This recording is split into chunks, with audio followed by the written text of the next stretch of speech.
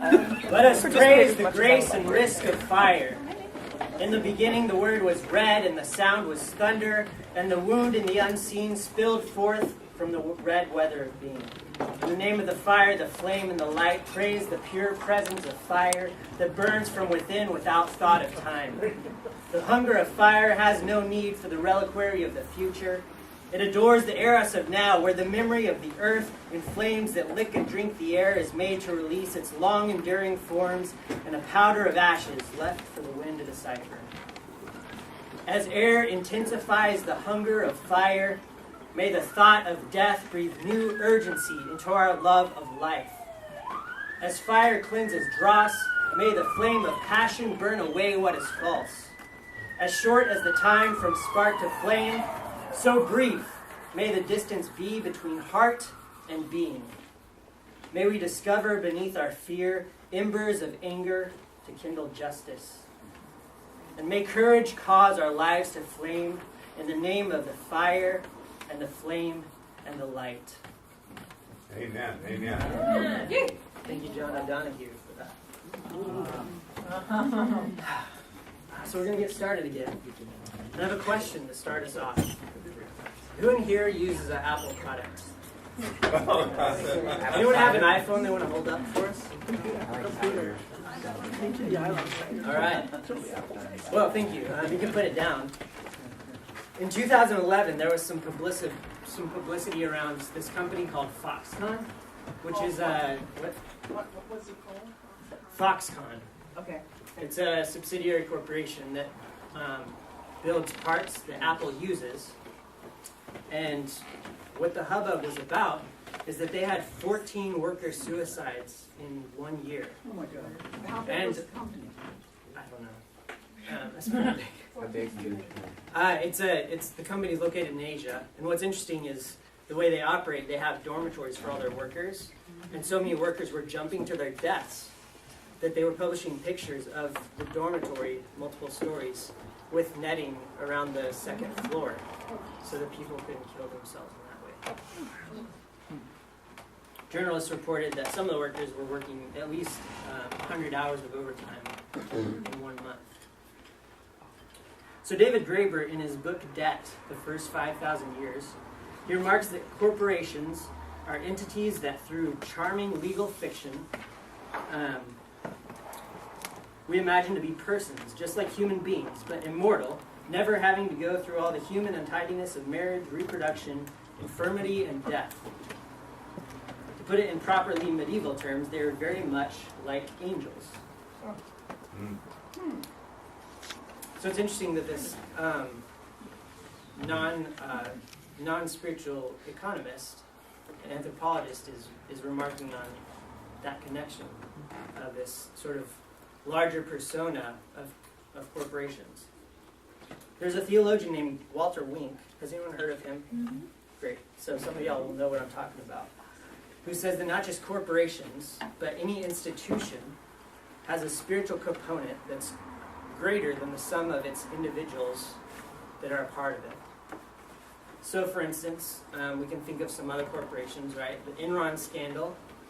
And to me, it's pretty easy to imagine that the breadth of that deception and the money laundering that was going on was so deep and wide in that corporation that there was obviously something bigger than individual people going on in that situation. Or we can think about the mortgage crisis and how deep that spread through so many different financial institutions that it almost felt like this spiritual power was a part of this. Beyond corporations, we could even think about a sort of a spirituality or persona even of nation states, right? So we could think about the differences that we perceive between a country like the United States or Canada or Germany. And obviously, different people in the world would have a very negative picture, or maybe even understand the U.S. spirit as pretty malevolent, right? So there's biblical language about this too. The Apostle Paul in Ephesians and Colossians talks about these principalities and powers that are ruling the world. And what Walter Wink is doing is he's making this connection between what we perceive as this sort of spirit of an institution and this biblical language of principalities and powers that are operating in this way that we sometimes struggle to comprehend and sometimes struggle to identify. We see the same language about this sort of spirituality behind institutions, even in the book of Revelation, where the author, John of Patmos, writes the letters to the angels of these different churches in Asia, sort of recognizing that there's this overall spiritual impulse that's a part of them that's bigger than just the individual people. Are we tracking with this? Does this kind of make sense? Anyone want to raise a point of disagreement right now? Okay. So we all live amongst this conglomeration of different powers that influence our lives in many ways. Some are benign, right? Some might be good, and some are quite bad. And that's what we've frankly been focusing on the past couple days. So these different pressures on our families that we've identified before, I think behind those we can identify some different spirits of institutions that are quite malevolently acting in our lives. So what are some of those pressures that we identified earlier? Debt, yeah. I hate that spirit. Media definitely has some serious power. Consumerism. Paychecks, even the financial system. Yeah. Anyone else? Schools. Hospitals, yeah. So I wonder if that's why the Supreme Court decided that corporations are like people. Just something to think about and connect. Tell me more. What do you mean? Well, there's a spirit to the corporation. Spirit to me means life and breath and life means person, creation. So maybe the Supreme Court decided that corporations, because they are filled with spirit, are really living, breathing organisms. I don't agree with it, but okay. Yeah.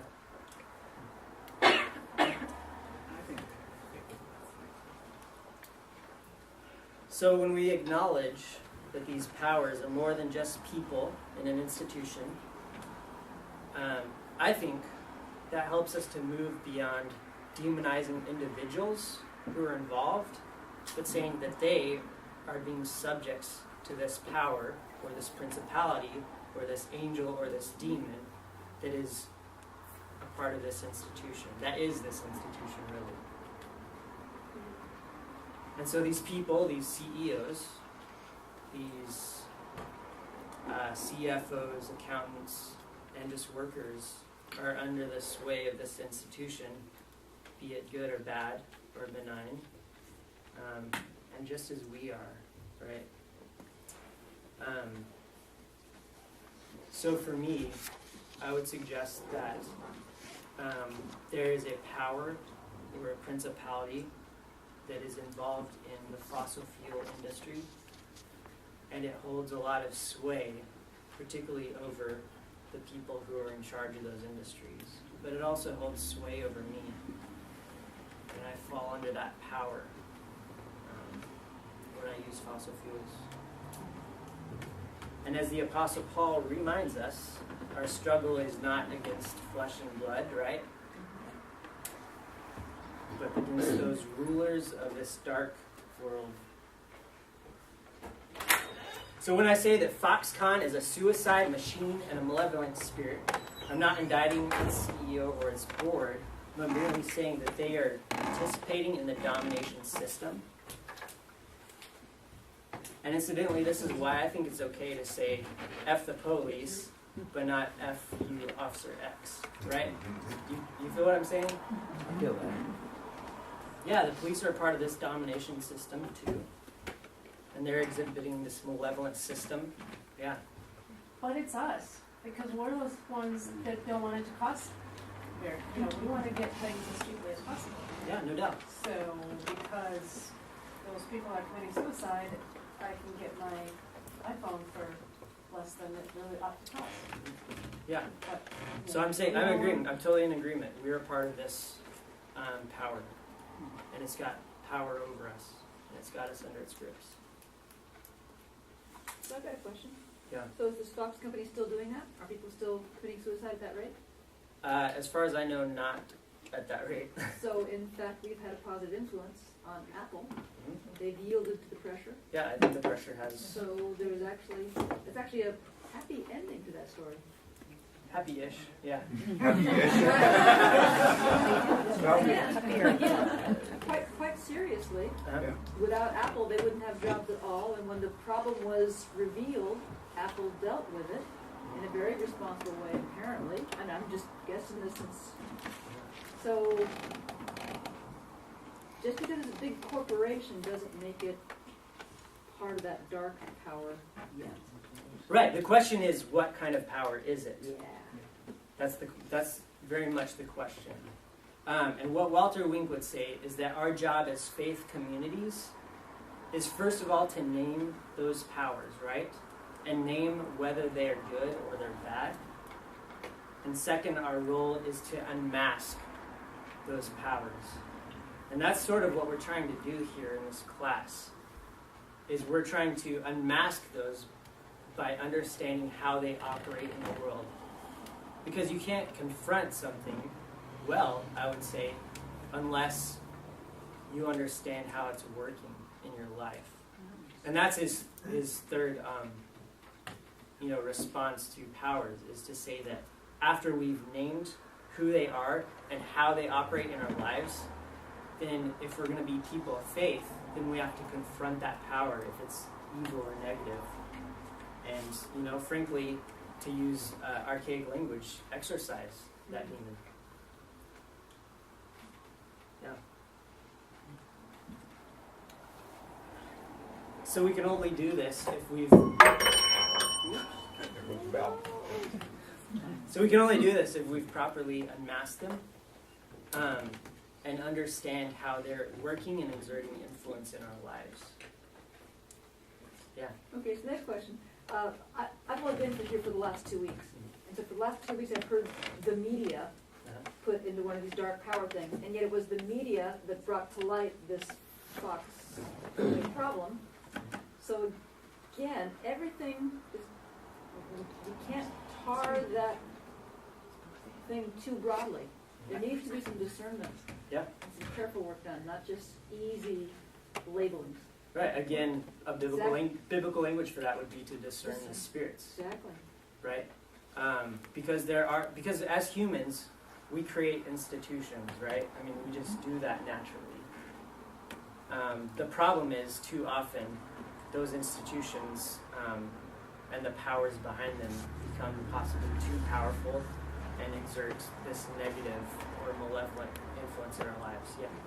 But I would say to muddy the waters, that anybody who's ever worked in a bureaucracy, everybody's got great intentions. A mental health agency, for example, you suddenly get it. If you got to step in line, you got to do your productivity, right? You'd like to do some extra things. You'd like to help a person. If your numbers aren't up, you're out of there. And I mean, so it's the human condition. That's what I'm saying.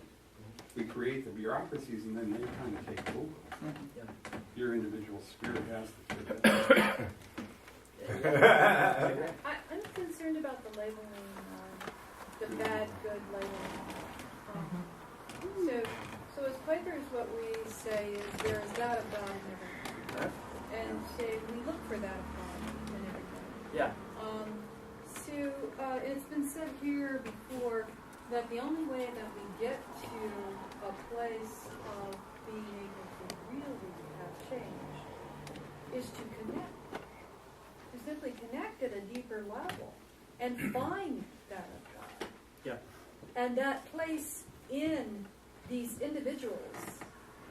So it's not about, this big evil group. It's made up of individuals, like we are. The world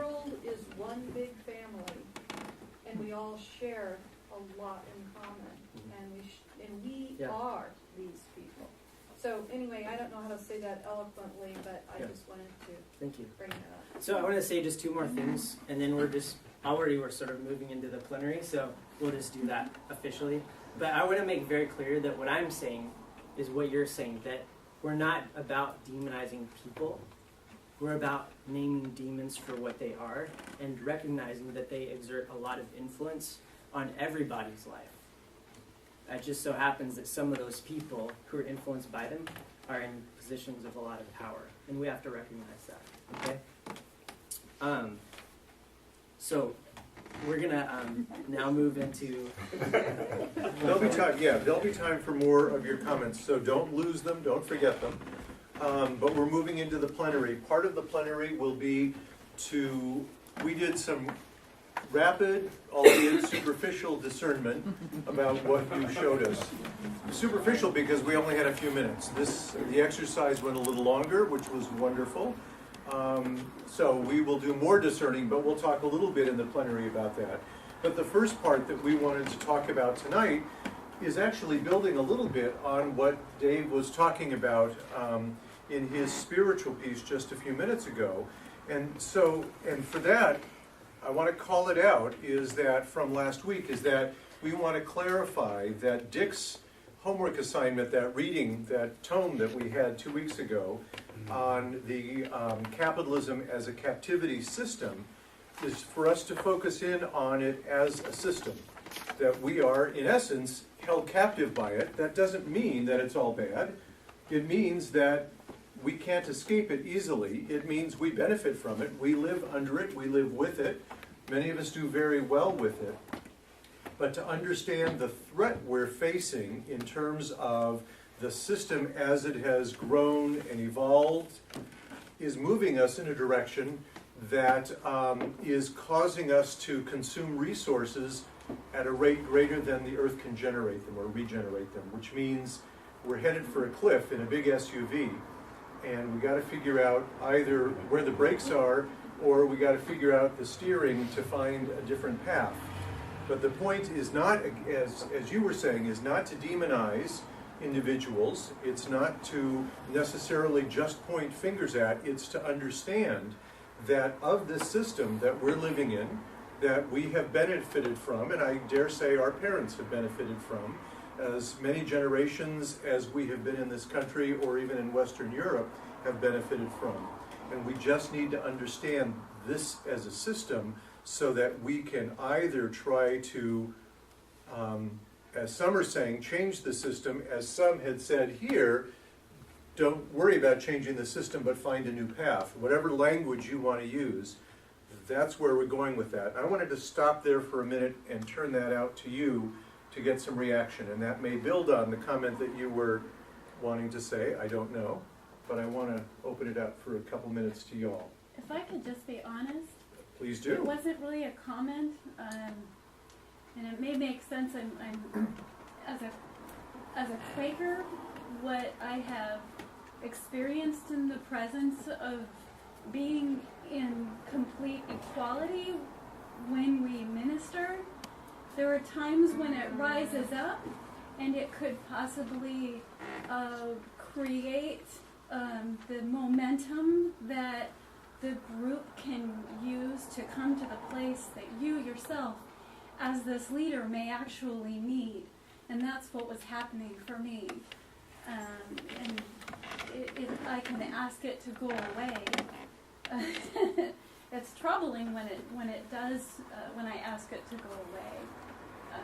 But I just want to let you know that that's something that I embody as a minister within my Quaker community. Thank you. Absolutely. Absolutely.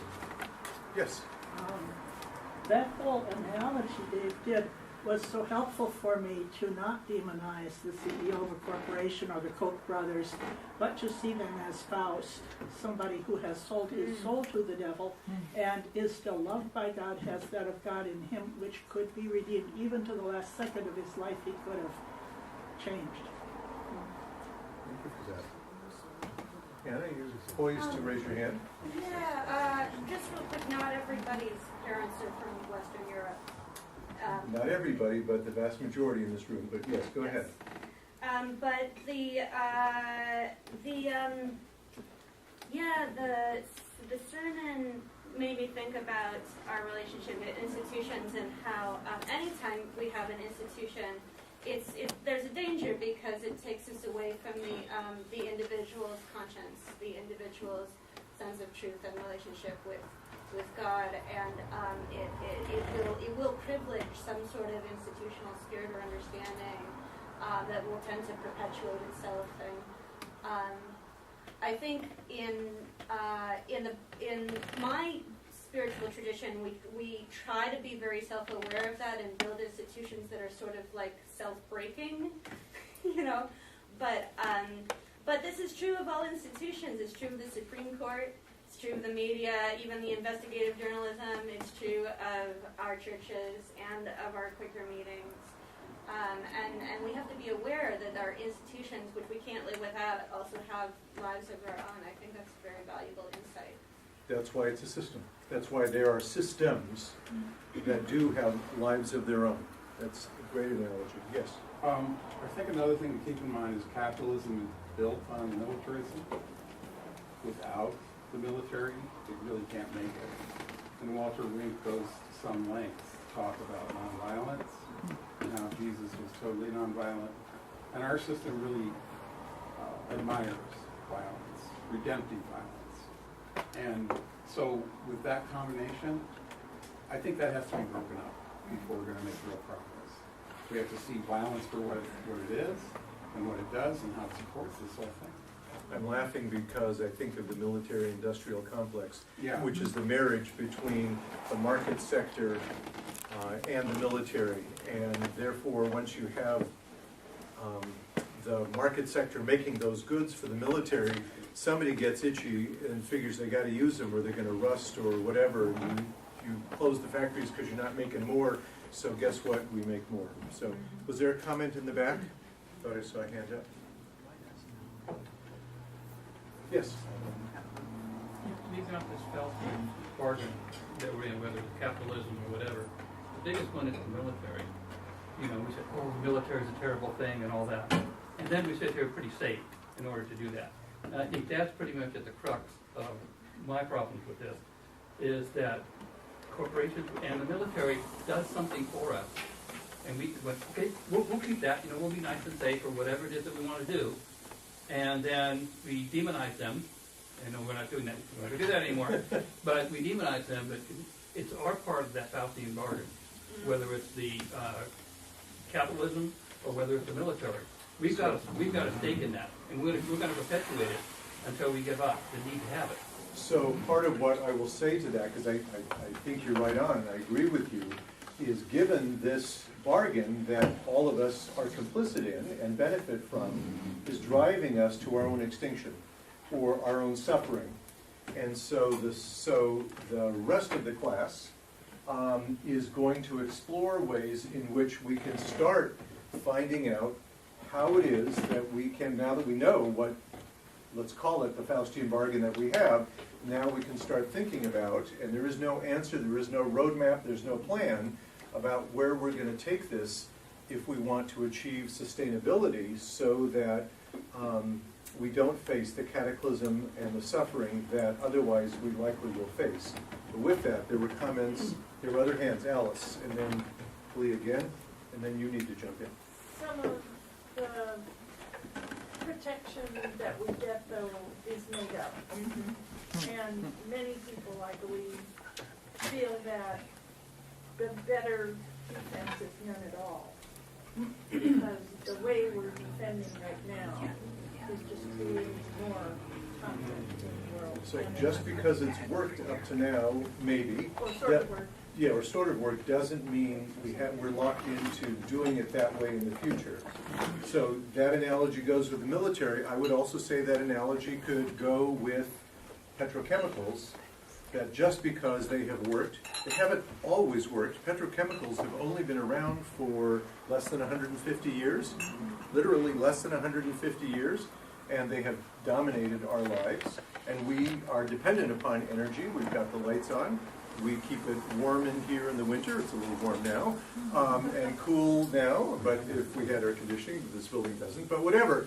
The idea is that the only way to do it just because that's the way we're accustomed to doing it, or can we find other alternatives? And you can think about that from the banking system, you can think about that from the media system, you can think about that from any of the systems. And as each of you have pointed out, there are good things that we get from these, and there are bad things that we get from these. How is it that we can harness and keep what serves us as we move into the future, so that we can change that which undermines us? Leave it at that. It's all yours. Well, I just wanted to tell a story. I wanted to tell my story, and I think it sheds, it may shed a little bit of light on this conversation we're having about the system and individuals within it, and I think it also maybe touches on some of the pieces that, I guess one of the themes that we noticed was this sort of question about, like, or agitation around, like, why are we spending so much time trying to understand this system, right? Or sort of getting bogged down in the know and moving slowly when the urgency is so great, right? So I just want to tell you a little bit about my story, and it also gives some perspective on the underlying framework and what this course comes out of. Like everything, right, comes out of a story. So this comes out of eco-faith recovery. So my story is a story about recovery. So I grew up in a very normal, beautiful family system. 5 kids in my family. 4 out of the 5 of us are pastors.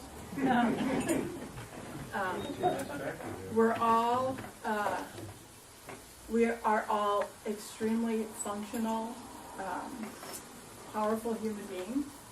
We all have been married to our spouses. We've all had one spouse. We've all been married to that spouse for 20, 25, 30 years, right? So by all measure, I came from a healthy family, right? I also came from an addicted family. So my oldest brother started drinking and using drugs when he was early teens, like 12, 13. I was about 6.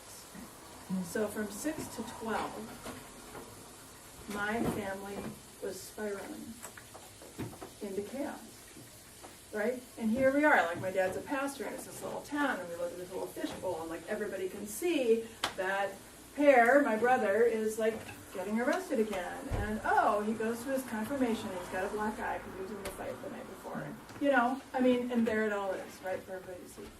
My family is spiraling out of control.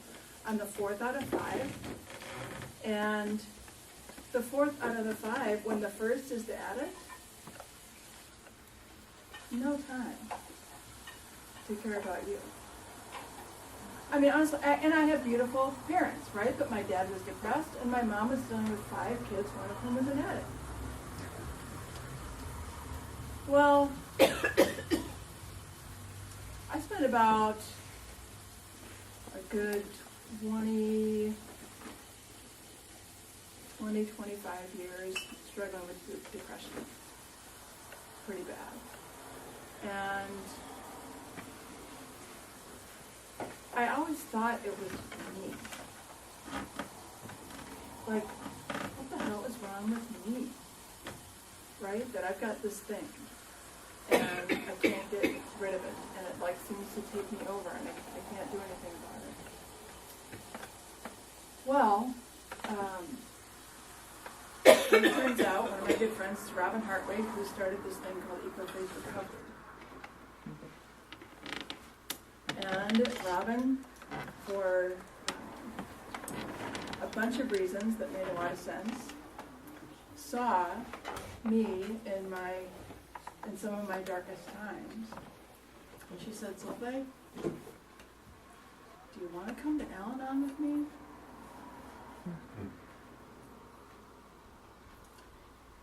And I did, and then I didn't for a long time.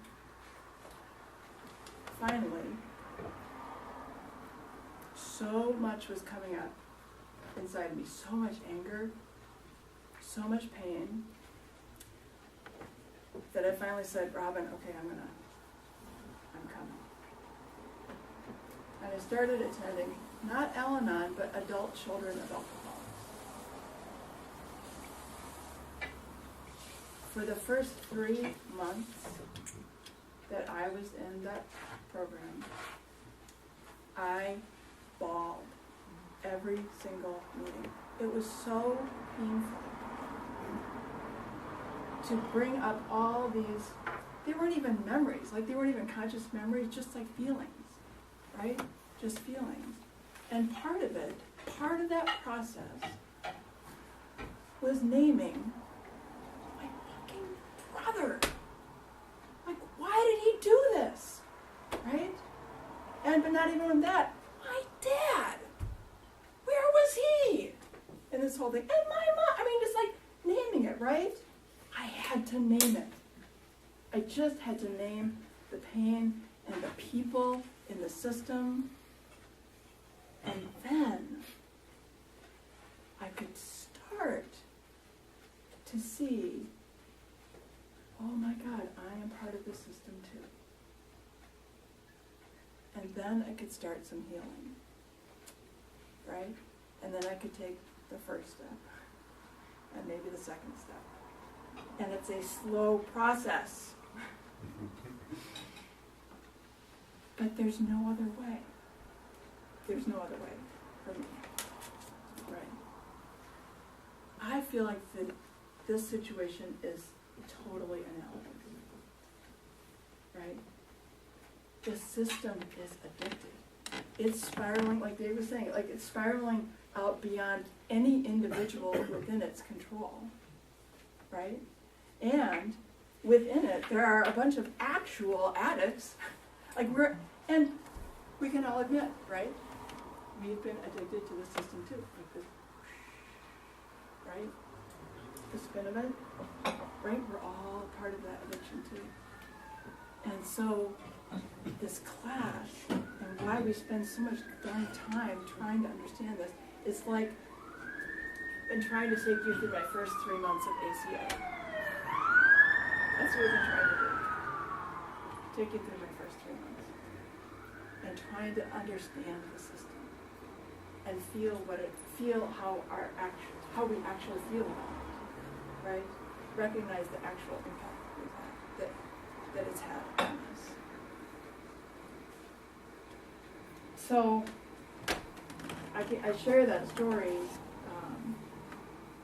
because that recovery process has deeply shaped the process of this course.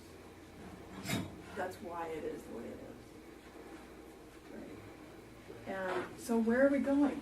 What does we got a bunch of these. What's the ultimate vision? What does transformation look and feel like? What's the purpose of this course? Where do we get to at the end, right? What does healing look like? What does freedom look like as a person in recovery? In some ways, it doesn't look any different day to day, because we have to keep making the decision every day. And at the same time, life can actually look different, right? It can actually look different. But you can't go into recovery by yourself. Nor can we do anything that looks like transformation by ourselves. Or in this small little class, right? We can't. But we can begin to build capacity and vision toward that possibility. So I don't know where we're going, right? But we're trying to take the steps so that we can actually get somewhere else. Thank you, Dorothy. That's part of the seduction of the system, is to make us believe that we are so minuscule and infinitesimal that we can't make a difference, so deal with it. Live with it the way it is. That's part of what the system chooses to seduce you to believe. Right. Yeah. The Robbins tagline is the greatest way we give up power is thinking we don't have any. Yeah, exactly. Right? And at the same time, we have to understand the power of the system. Mm-hmm. Right? If we are not keenly aware of what we're really dealing with here, forget it. Right? Suicide. Right? If you participate in some sort of protest and do not have a clue about what police violence might look like, right? That's foolish, right? So we're trying to understand what the situation is, what the context is that we're in, so that we can wisely move forward. Yeah. Anna. What does it mean to build capacity? What do you mean by that? Well, it just so happens that session 6 is all about that.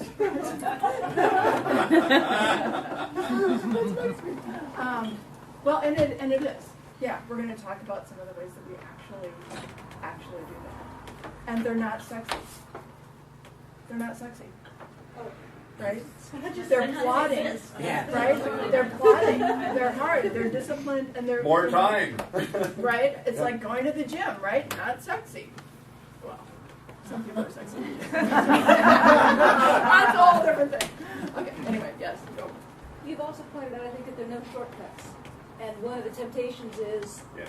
it's got to be done now, so I'm going to take some shortcuts. And violence is an obvious shortcut that leads to dark places. Yeah. So avoid the shortcuts. You just talked about how it took time. It's going to take the time to take. Right. And it's painful. We have to live in the tension. There's no other way. I don't know how to not live in that tension. Right? When we were doing some organizing work with Beyond Fossil Fuels, part of Eco-Faith Recovery also, we talked about moving quickly, slowly. And that's what we're trying to do. We're trying to move quickly, slowly. So, I don't know how to better say it than that. Yeah. Okay, I didn't say this when we were doing those things, but one of the things I had trouble with was the whole recovery and addiction model. I come from generations of alcoholics, and I have been in recovery for a long time myself. And what bothers me about that is that each one of the addicted people in the system can choose recovery for themselves. But we can't make anybody that has the power in the big system recover or want to recover. We can't do anything about that. Only they, as individuals, can do something about that. So that's, but now that I've understood, I understand why we have these recovery programs. Yeah. And it's also true that we are also part of the system. Yeah. And so as parts of the system change, the whole system has to adapt. One thing changes, Right? everybody. Right? So that is an incredibly powerful perspective, right? Right? If we actually really integrate that we are part of the system, not just like the system, but everything's connected, right? So as we change, everything has to change. By your principle.